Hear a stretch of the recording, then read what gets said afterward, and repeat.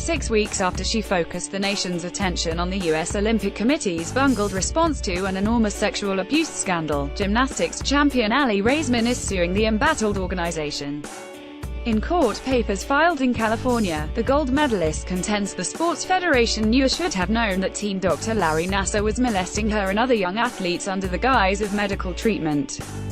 Raisman's move comes days after the U.S. Olympic Committee, fresh off the Winter Games in South Korea, announced Chief Executive Scott Blackmun was stepping down because of a prostate cancer diagnosis. If Olympic officials thought Blackmun's exit would mollify critics, they were wrong. In a statement, Raisman said the USOC and USA Gymnastics are stonewalling on the question of what they knew about Nassar's predatory behavior.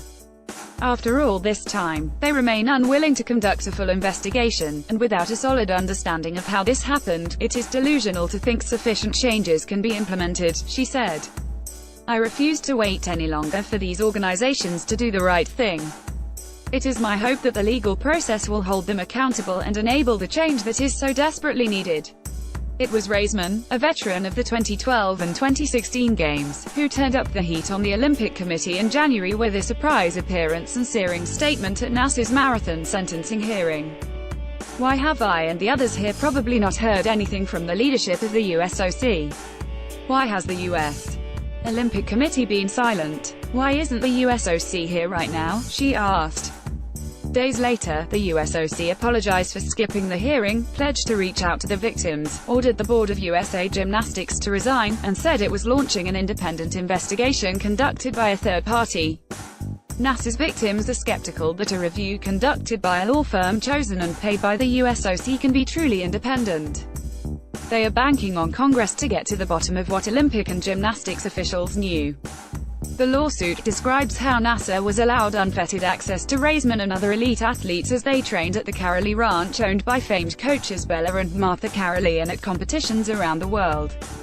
A USA Gymnastics trainer was sometimes in the room with Nassar as he penetrated the girls with bare hands for what he described as intravaginal therapy. Sometimes, he had an erection, the suit alleges.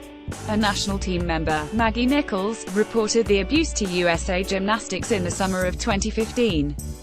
The group waited more than a month to alert the FBI and then failed to inform Michigan State University, where Nassar had his medical practice and continued to abuse girls until he was publicly exposed a year later.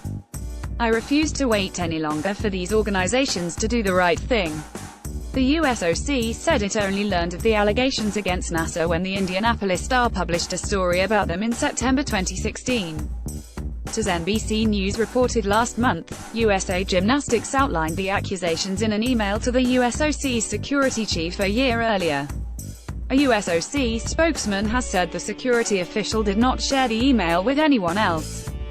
Even as the Olympic Committee has denied there was any cover-up, it has admitted that it failed the gymnasts preyed upon by Nassar.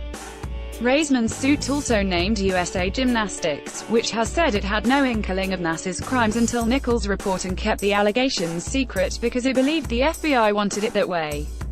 But the lawsuit alleges that USA Gymnastics asked Nassar to stop constantly taking photos of gymnasts before Nichols' complaint and should have suspected he was a pedophile. Nassar pleaded guilty in Michigan to molesting 10 girls and to possession of child pornography, and he is all but certain to spend the rest of his life behind bars. Raisman, meanwhile, has morphed from athlete to activist, calling out Olympic bosses on her Twitter feed and appearing in the Sports Illustrated swimsuit issue with female empowerment slogans written on her body.